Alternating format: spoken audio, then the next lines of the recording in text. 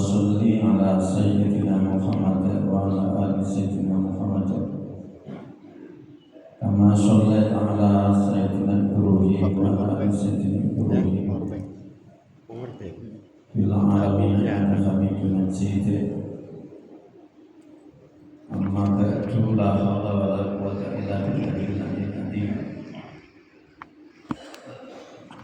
Qala ta'ala fil kitabil karim, a'udzu billahi minasyaitonir rajim, bismillahirrahmanirrahim. Ya ayyuhalladzina amanu taqullaha wal tanzur nafsum ma qaddamat lighad wattaqullaha innallaha khabirun bima ta'malun. Wa la takunu kalladzina nasullaha fa ansahum anfusahum ulaika humul fasiqun. Bapak Ibu jamaah majelis taklim, pagi jihad pagi, kajian di asar pagi Masjid As-Sakinah Maghfiratul Diri yang dirahmati Allah. Lebih khusus kepada ketua takmir masjid beserta jajarannya yang dirahmati Allah. Tentu kita bersyukur pada pagi ini masih ada umur untuk bisa menyambung kajian kita di episode yang lalu, episode sebelum atau saat bulan Ramadan. Untuk saya baru ini pertama kalinya pasca Ramadan. Mudah-mudahan rahmat, hidayah, taufik, inayah yang dikaruniakan kepada kita, khususnya umur panjang ini, kita isi benar-benar untuk meningkatkan iman dan takwa kita kepada Allah. Mudah-mudahan diberi kekuatan lahir batin untuk menjalankan seluruh perintahnya dan menjauhi segala larangannya, dan mudah-mudahan bisa husnul khotimah di akhir hayat kita, dan mudah-mudahan nanti bersama-sama dimasukkan surganya. Amin ya rabbal alamin. Allahumma sholli ala sayyidina Muhammad wa ala ali sayyidina Muhammad. Fadilahnya kita aturkan pada junjungan kita Nabi besar Muhammad sallallahu alaihi wasallam, serta keluarganya, para sahabatnya, para tabi'in, tabi'in. Mudah-mudahan kita diberi kekuatan juga zahir dan batin untuk bisa menegakkan sunnahnya, meneladani akhlaknya, dan ikut mensosialisasikan ajarannya. Ujung akhirnya kita mengharap mudah-mudahan nanti dihapus nikmatnya dan mendapatkan syafaatnya. Amin ya rabbal alamin. Bapak Ibu yang dirahmati Allah, kajian kita pada pagi ini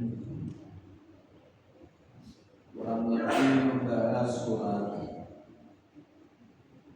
Al-Hasr ayat 18 dan ayat 19. Kemudian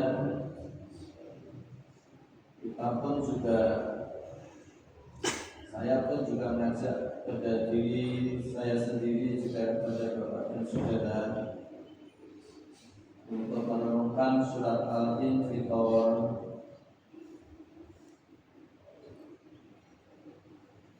ayat 6 dan 7.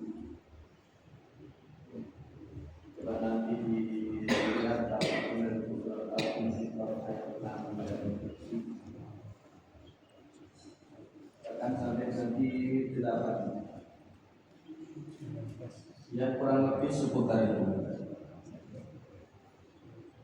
Bapak dan saudara yang dirahmati Allah, sebenarnya hidup dan kehidupan kita ini kalau ingin sukses di dunia dan sukses di akhirat, skalanya cukup 2 saja. Dan 2 ini jangan sampai lantas kemudian lupa. Yang karena lupa tadi mengantarkan hidup dan kehidupan kita ini menjadi tidak punya arah, sehingga hidup ini hanya kita jalani apa adanya. Bapak dan saudara yang dirahmati Allah, coba bersama-sama kita kembali renungkan Surat Al-Hasr ayat 18. Nah, mungkin ini sudah familiar, sering kita dengar. Dan sudah beberapa episode ya pertemuan saya sampaikan ayat ini. Untuk mempersingkat kembali, mari kita dengarkan Alhamdulillah nasyaitonirrajim. Bismillahirrahmanirrahim. Ya ayyuhalladzina amanu taqullaha wal tanzur nafsun ma qaddamat lighad. Wattaqullaha innallaha khabirun bima ya'malun. Khabirun bima ta'malun. Wa la takunu kalladzina nasullaha fansahum anfusahum. Ulaika humul fasiqun. Wahai orang yang beriman, bertakwalah kamu kepada Allah. Wa tanzur nafsun ma qaddamat lighadin. Dan hendaklah kullu nafsin, setiap diri, seluruh kita ini, wal tanzur, menoleh ke belakang, menengok ke belakang, introspeksi atas amal yang telah pernah kita lakukan di rutin untuk menyambut datangnya hari esok, yaumul kiamat, untuk persiapan hari akhirat di hari kiamat. Wattaqullaha, tetaplah kamu bertakwa kepada Allah. Innallaha khabirun bima ta'malun. Sesungguhnya Allah itu Maha melihat dengan begitu telitinya atas apa yang telah kau lakukan. Dan janganlah engkau menjadi seperti orang yang melupakan Allah, lantas Allah membuat mereka lupa kepada diri mereka sendiri. Ulaika humul fasiqun, itulah orang-orang fasik. Bapak dan saudara yang dirahmati Allah, mari kita renungkan permulaan ayat ini disuruhkan kepada orang yang beriman, sekaligus orang yang beriman diharapkan selalu bertakwa kepada Allah. Kata kita sampaikan, sebenarnya hidup ini cukup 2 bekali, yaitu iman dan takwa. Hilangnya iman saja tanpa disertai amal yang baik, amal soleh, perintah Allah dijalani, larangannya ditinggalkan, difutli awamirihi, berarti nawahi, maka tidak ada banyak makna. Tetapi sebaliknya, kalau suatu misal kita bertakwa tidak didasarkan atas semata-mata iman karena Allah, untuk Allah dan kemuliaan Allah, takwanya tadi itu sia-sia.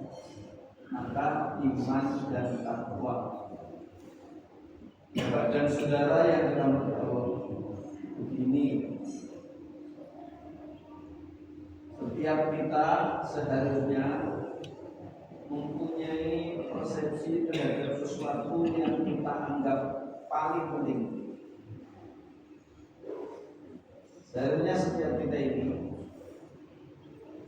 mempersepsikan sesuatu itu kita anggap yang paling penting. Dan biasanya sesuatu yang dianggap paling penting itu kita usahakan dengan mengorbankan segala daya upaya, tenaga pikirannya, finansialnya untuk sesuatu yang kita anggap paling penting.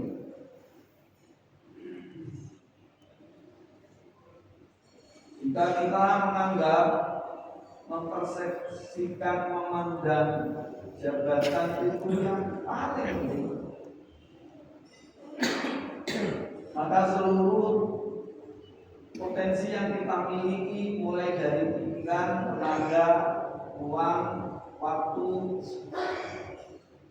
kita korbankan demi untuk yang kita anggap paling penting tadi adalah jabatan. Mulai dari pagi sampai pagi lagi, yang dipikirkan, yang diusahakan, segalanya dikerahkan untuk jabatan. Kalau suatu misalnya yang kita pandang paling penting itu uang, maka segalanya pun juga kita korbankan, kita kerahkan pikiran, tenaga, finansial, waktu.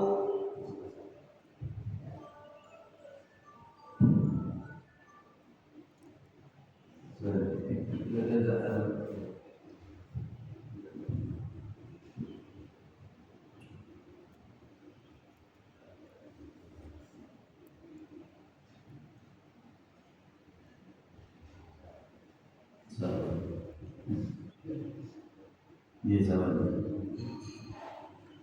Terima kasih. Jadi kalau suatu misal yang kita pandang, kita persepsikan yang paling penting itu ya sudah, mulai dari pagi sampai pagi lagi, uang.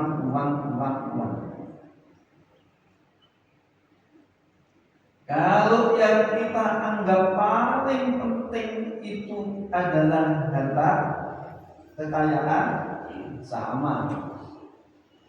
Mulai dari pagi sampai pagi lagi, ya harta itu. Bapak dan saudara yang dirahmati Allah, baik, jabatan itu bukan nggak penting, tapi bukan paling penting. Uang bukan nggak penting, tapi bukan paling penting.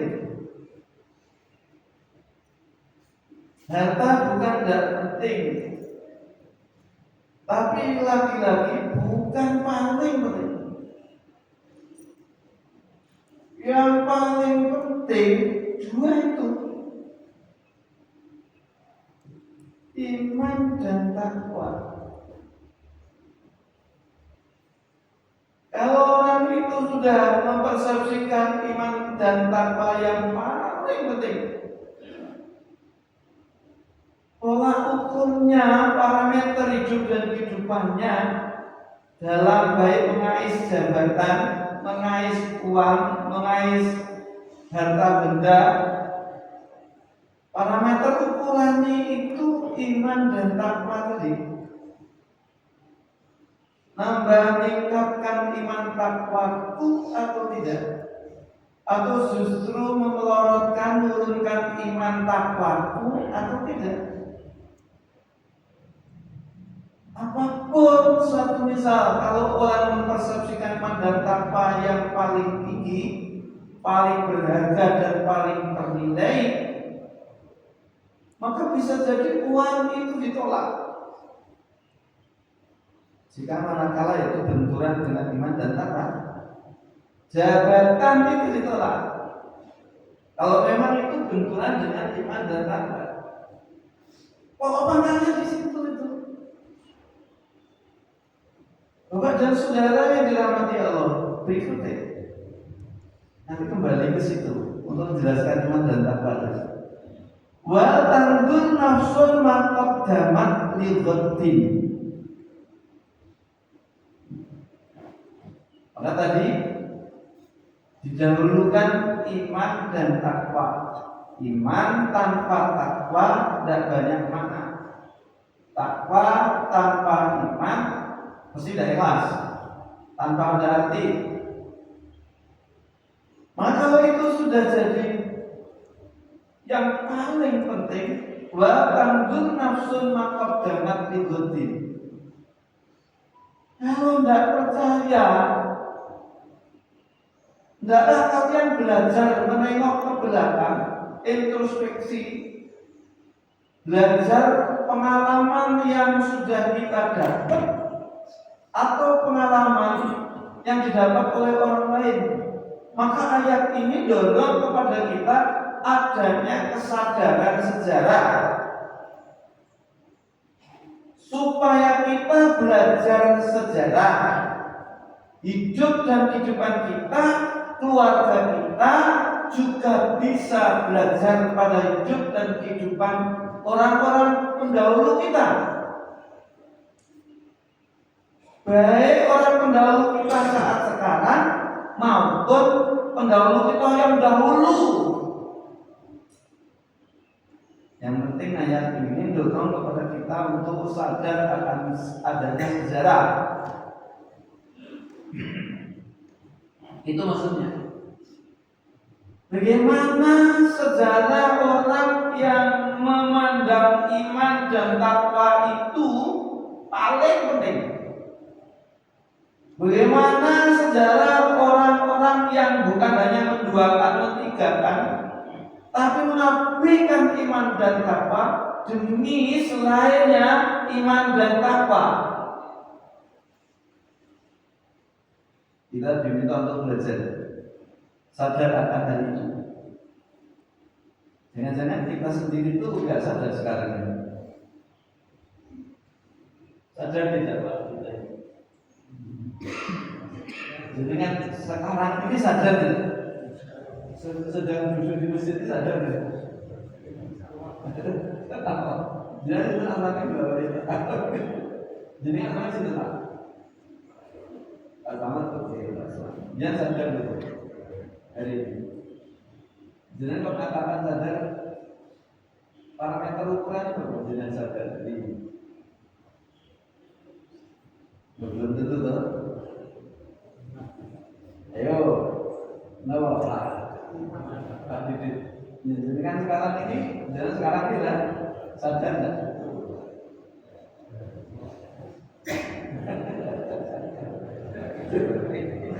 Sadar tidak? Lagi sekarang ini sadar tidak? Jangan-jangan memang kita ini tidak sadar hidup.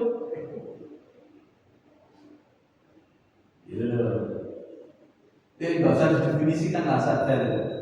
Umpamanya begini,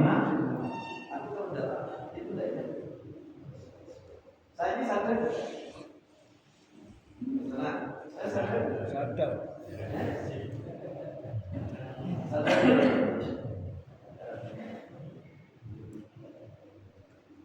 Saya ke sana. Ini berarti saya kemana ya? Utara.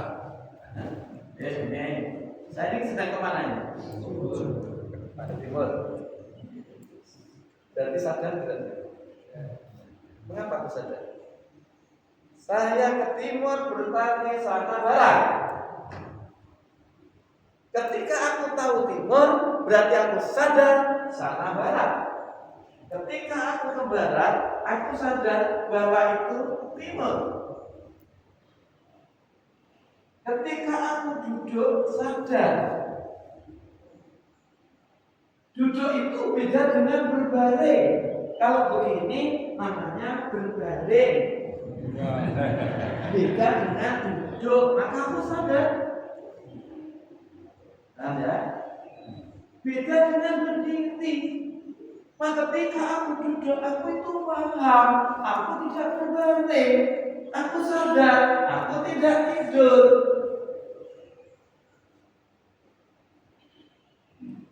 Ketika aku ke timur, maka aku sadar sana barat. Ketika aku ke selatan, maka aku sadar sana itu utara. Bukankah pernah kita bepergian, tapi tidak sadar? Rasa aku ke timur, ternyata barat. Jadi kita tidak sadar. Ya, kita ini kepingin untuk buktikan, jangan-jangan hidup kita ini tidak sadar. Ya, apakah benar loh? Sadar nggak hidup ini? Kalau hidup kita ini sadar, ketika kita hidup mestinya sadar mati. Ketika kita hidup seharusnya sadar mati, sadar meninggal. Bahkan barusan saja kita taksinya, tapi tidak sadar juga kalau kita ini akan seperti dia. Maka berlalu saja begitu saja. Itu maksudnya. Maka ayat ini wa tandur nafsun ma qaddamat liqaddin. Hendaklah kamu menengok ke belakang, menoleh ke belakang. Nafsun ay kullu nafsin. Yang diperintah untuk menengok ke belakang itu siapa? Menoleh ke belakang itu siapa? Setiap kita yang memprioritaskan iman dan takwa itu paling. Itu benar. Coba, saya kira juga sudah familiar Bapak dan Saudara bagaimana ceritanya orang yang tidak sadar. Tidak sadar diri, tidak sadar adanya Allah. Tidak sadar adanya Allah, maka dirinya tidak ada sadar diri.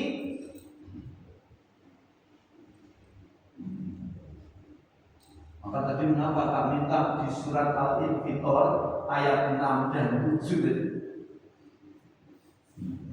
Surat Al-Infitor ayat 6 dan 7 itu bunyinya kan A'udzu billahi minasyaitonir rajim. Bismillahirrahmanirrahim. Ya ayyuhal insanu ma ghurraka bi rabbikal karim. Wahai manusia,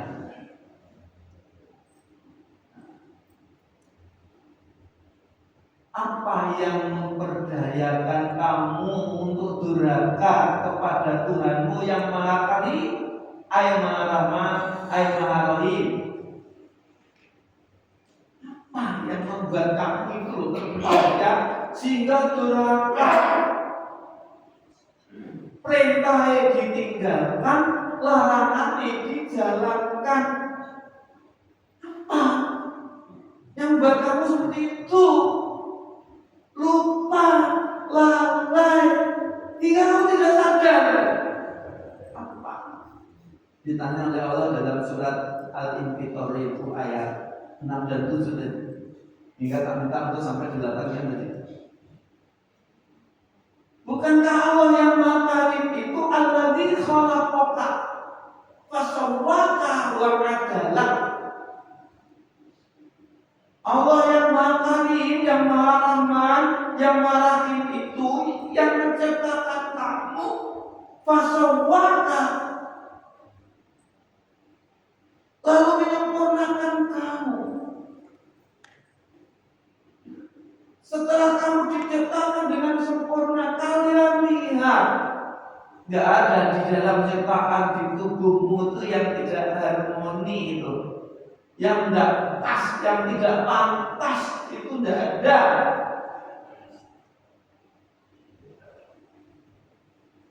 Bapak dan saudara yang dirahmati Allah, maka tadi diingatkan di surat Al-Hasr ayat 18 tadi, suruh diminta kita belajar pada pengalaman yang lalu, baik yang menimpa diri dan keluarga kita, teman sahabat kita, ataupun orang-orang pendahulu kita.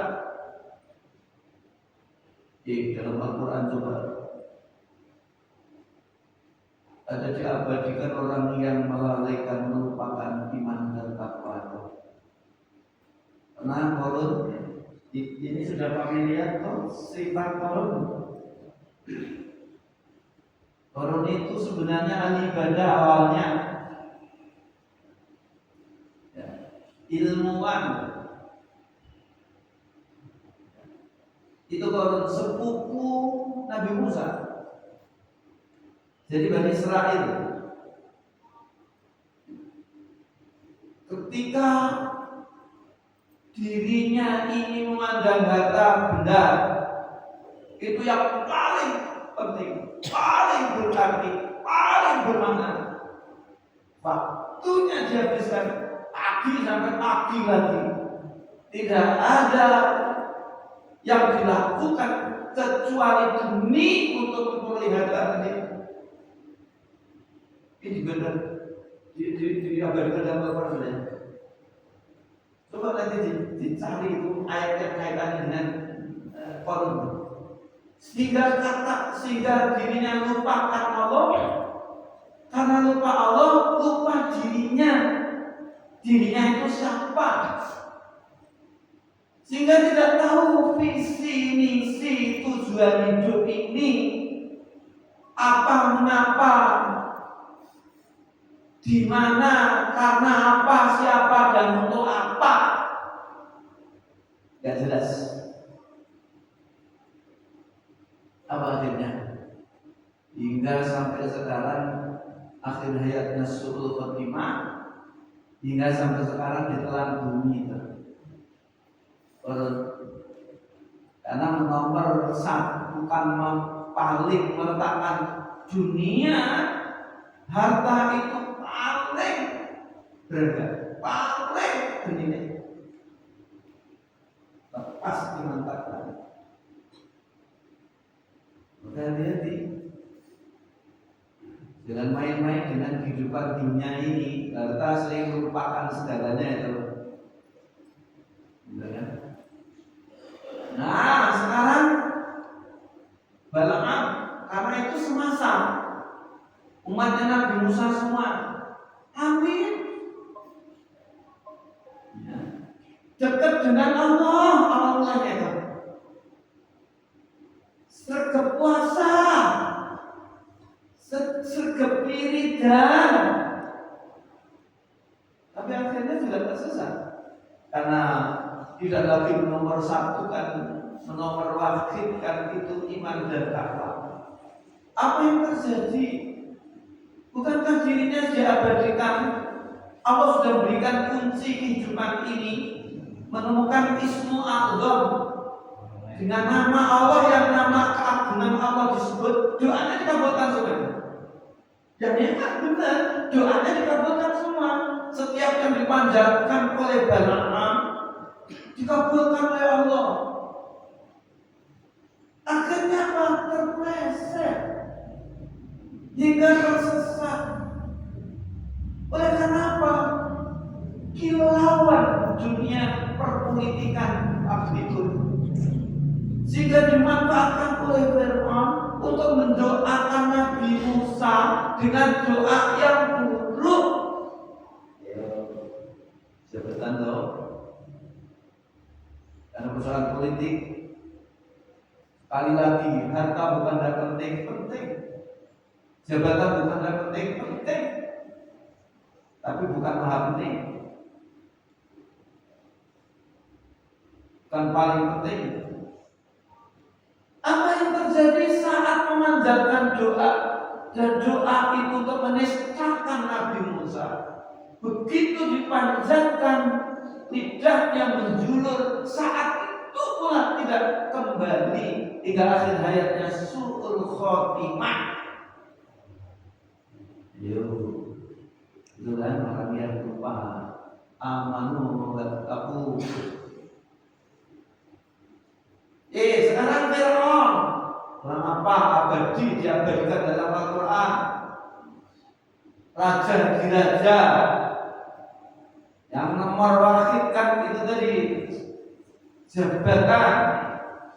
Apa yang terjadi akhir hayatnya baru sadar persis seperti yang digambarkan oleh Allah dalam surat At-Takatsur, alhaakumut takatsur hatta zurtumul maqabir kalla sawfa ta'lamun tsumma kalla sawfa ta'lamun kalla ta'lamuna ilmal yaqin latarawunal jahim tsumma latarawunna 'ainal yaqin tsumma latus'alunna yawma idzin 'anil na'im.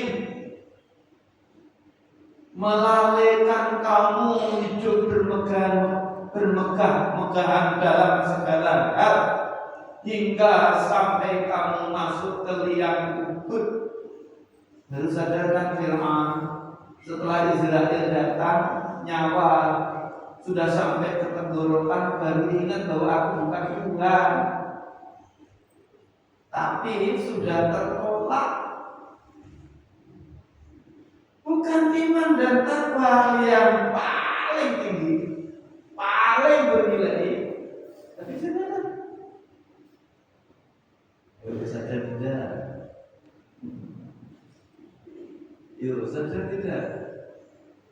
Ikut kiri, ikut kanan, jotos kiri, jotos kanan, fitnah kiri, fitnah kanan, fitnah depan, fitnah belakang. Teman diposisikan sebagai lawan, lawan diposisikan sebagai teman. Ukuran ini adalah keberuntungan duniawian.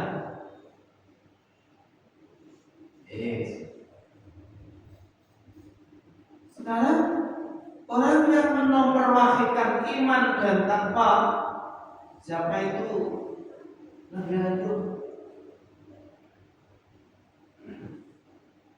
Hingga sampai kesolehan Nabi Ayub, ketakwaan Nabi Ayub, iman dan takwanya Nabi Ayub menyebabkan irinya setan. Hingga sampai setan pernah menyampaikan kepada Allah, wahai Tuhanku, kesolehan Ayub itu tidak lurus, karena hartanya, juga kalau dirinya miskin tentu tidak beriman dan tidak bertakwa. Rasulullah sampaikan bahwa kamu jangan sulon. Ini bahasa komunikatif aja umum untuk bisa dimahami aja. Kalau kalian tidak percaya, bersih. Habiskan itu hartanya Ayub. Ringkas cerita seluruh harta yang dimiliki Ayub, Nabi Ayub, artinya habis. Sawah ladangnya diundangkan banjir bandang, saat itu pun habis. Yang dalam gedungnya yang disimpan ACT dibakar, habis. Tapi Nabi Ayub tetap iman dan takwa, bukan milikku kok itu. Jangankan kok harta benda, aku pun itu bukan milikku. Tetap beriman, bertakwa. Yes. Nanti ujung akhirnya harta benda itu dikembalikan oleh Allah. Baca nanti surat Tolak ayat 3 ya. Bama yattaqillah yaj'al lahu makhraja wa yarzuqhu min haitsu la yahtasib. Bama yattaqillah min amrihi yusra. Berikut dengan ayat itu. Kalau ini iman dan takwa dijamin oleh Allah. Tinggal kita ini percaya tidak, yakin tidak. Karena Allah itu memang uji tingkat makom kita, makom spiritual kita itu sampai mana. Bisa jadi apa yang ditimpakan kepada kita itu untuk meningkatkan makom tadi, tingkatan spiritual makom itu yang dulu sudah pernah tak sampaikan dulu. Untuk memberikan makom tawakal itu aja. Wah, itu yang diberikan kepada kita ujiannya yo macam-macam, kiri, kanan, depan, belakang, atas, bawah. Hanya Allah ingin memberikan kepada kita makom tawakal itu. Maka saat diuji kiri, diuji kanan, depan, belakang, atas, bawah, jangan suzon kepada Allah. Malah seharusnya itu husnudzon. Itu bisa berupa sakit, bisa berupa fitnah berapa dirinya sendiri akhirnya sakit, bisa berupa bendanya sempit, habis, ludes, hingga seakan-akan nengok kiri, nengok kanan, ke depan, ke belakang, ke atas, ke bawah, sudah tidak ada jalan buntu seakan-akan. Tapi jangan pernah putus asa kalau bapak dan saudara kita tetap berada dalam iman dan takwa. Husnudzonlah kepada Allah. Allah memberikan pengalaman tawakal, pasrah tidak kamu, pasrah tidak oleh kamu.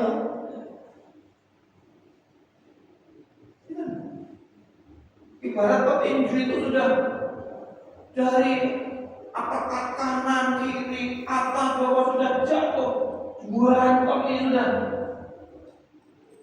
Jangan pernah putus asa bapak dan saudara di mana. Justru disinilah nanti itu Allah ingin memberikan pengalaman yang dulu saya sampaikan itu, ilmu hakul yakin dan ikmalul yakin, tawakal dalam bentuk rasa.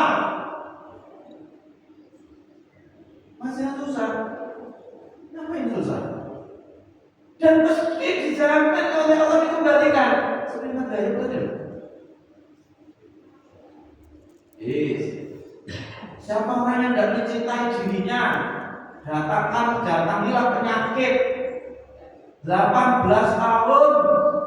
Kalau bahasa klinisnya sekarang ini, kedokteran sekarang ya, itu kanker kulit 18 tahun.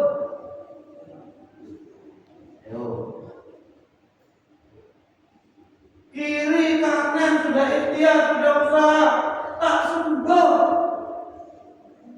Sebenarnya Allah ingin mengenalkan melalui sakitnya jadi dan berikan kepada kita makom tawakal.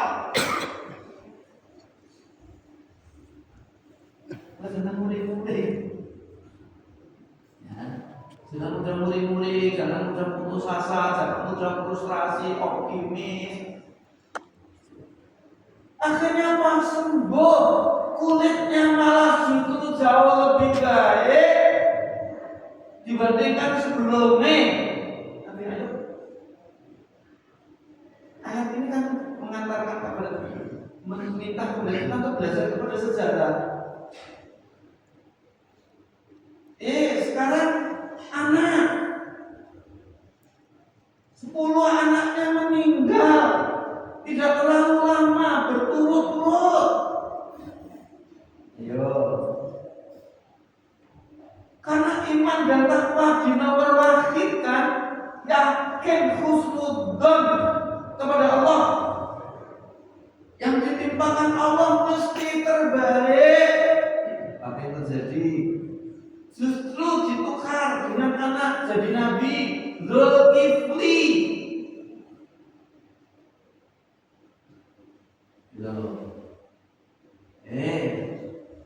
Istri tidak tahan juga meninggalkan, akhirnya juga kembali. Gak putus asa tadi. Jadilah ini perjalanan hidup itu kayak begini ini. nggak usah ini apa namanya ini, terlalu susah sampai jadi baik. Tapi dan segera ke masjid, sujud yang lama, rukuk lama, sujud lama, sampaikan kepada Allah, tangisi Allah, hanya minta tolong kepada Allah, jangan bingungan, jangan lalai, jangan lupa. Justru itulah dicintai Allah, disayangi Allah. Allah itu butuh bukti. Kalau kita iman, kalau kita takwa, minta Allah bukti ini koyo apa. Kalau kita benar-benar sabar, bukti ini koyo apa.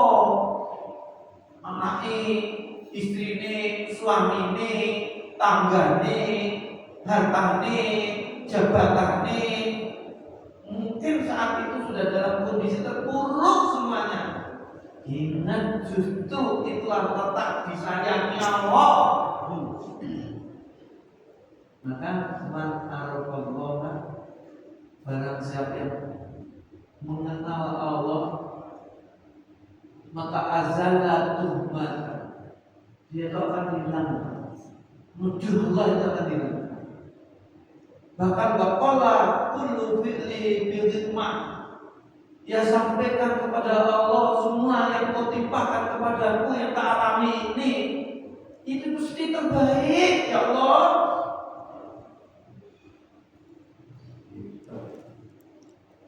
Ada yang sering-sering ngaji terus diputil.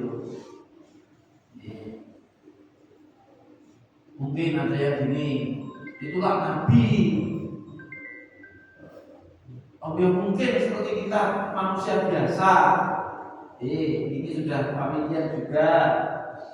Tapi kita sering tidak ingat itu Julaibib, sahabat Rasulullah yang gak punya apa-apa, tubuhnya fisiknya itu tidak menarik, bukannya sekedar hitam pendek, nasab juga tidak terdeteksi sehingga terlahir tidak terkenal nasabi.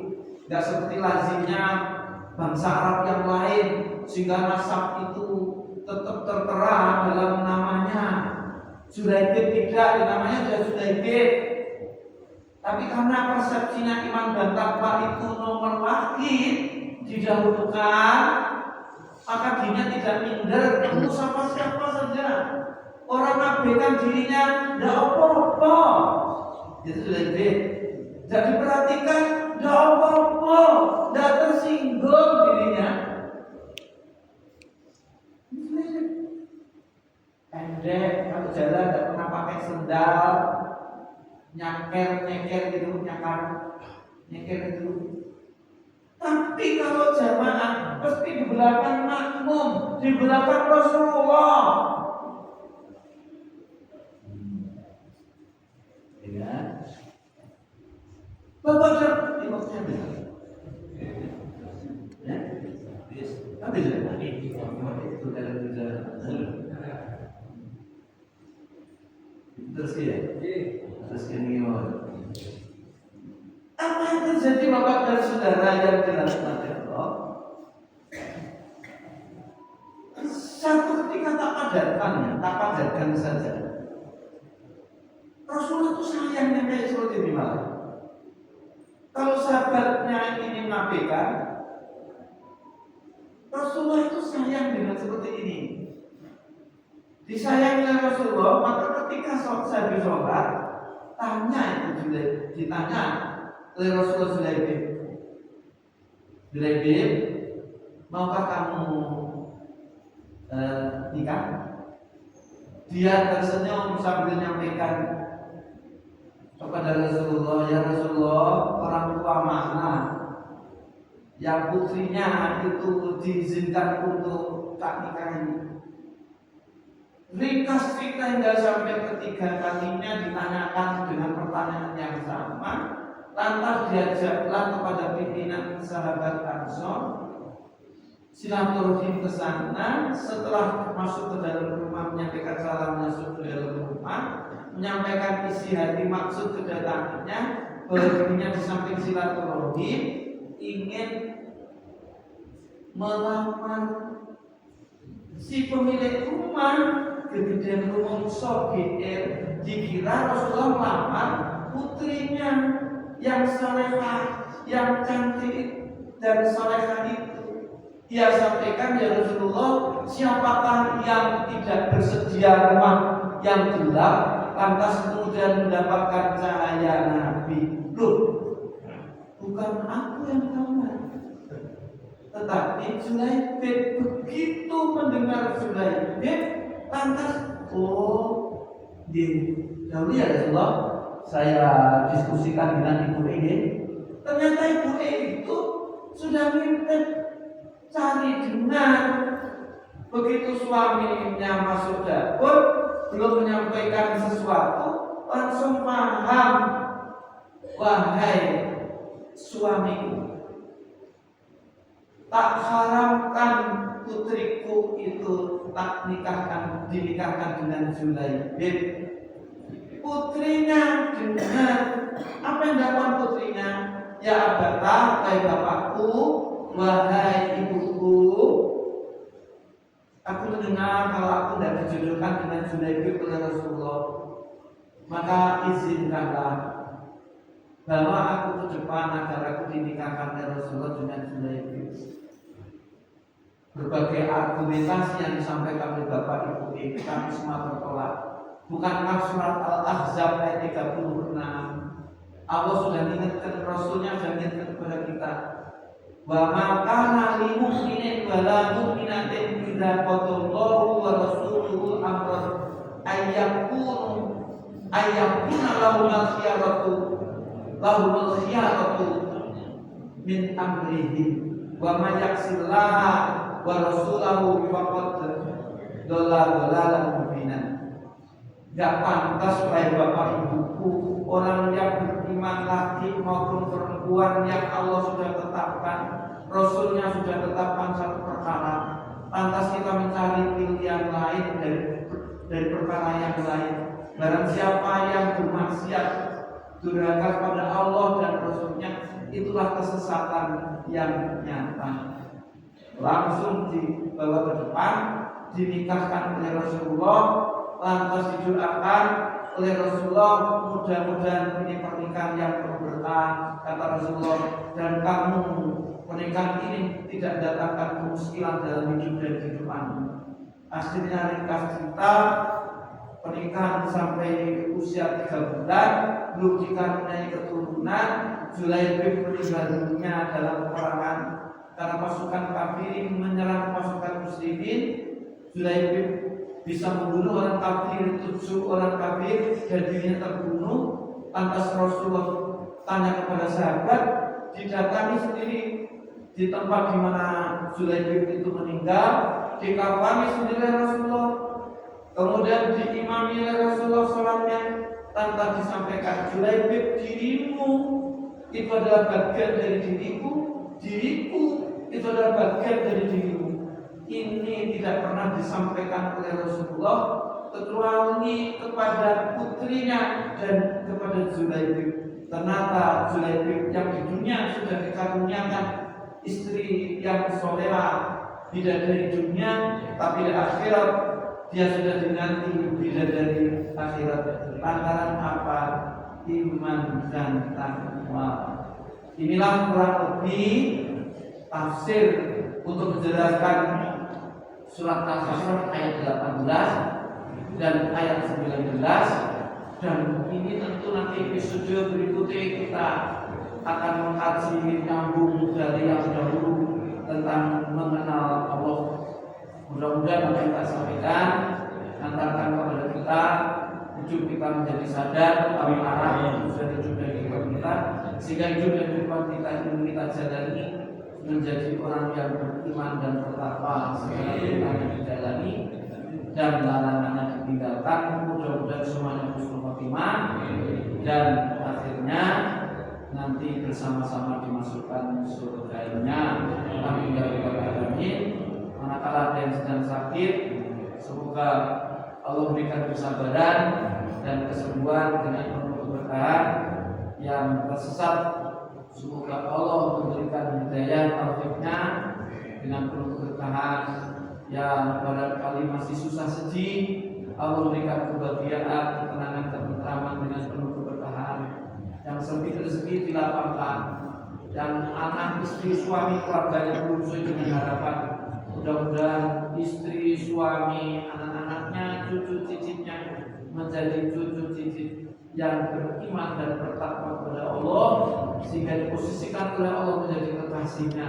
Amin ya rabbal alamin. Saya kira demikian. Jangan sampai lupa mendoakan bangsa ini menjadi bangsa, mudah-mudahan bangsa kita menjadi bangsa yang baldatun thayyibatun barakatuh. Saya kira demikian. Kurang lebihnya mohon dimaafkan. Wassalamualaikum warahmatullahi wabarakatuh. Waalaikumsalam warahmatullahi wabarakatuh. Sampaikan terima kasih kepada Ustaz Profesor Dr. Haji Muhammad Sholeh Suradi MPD, Guru Besar Universitas Islam di Sunan Ampel, Surabaya, atas kajian pada akad pagi ini, dan semoga kajian yang disampaikan akan menambah wawasan, hasanah ilmuwan, dan menambah serta meningkatkan keimanan dan ketakwaan kita kepada Allah Subhanahu wa Ta'ala. Bapak dan Ibu sekalian yang dirahmati Allah, tibalah acara berikutnya yaitu acara salam-salaman. Mau kita lanjutkan saling berjabat tangan, jamaah dan hadir di pondok dari semuanya.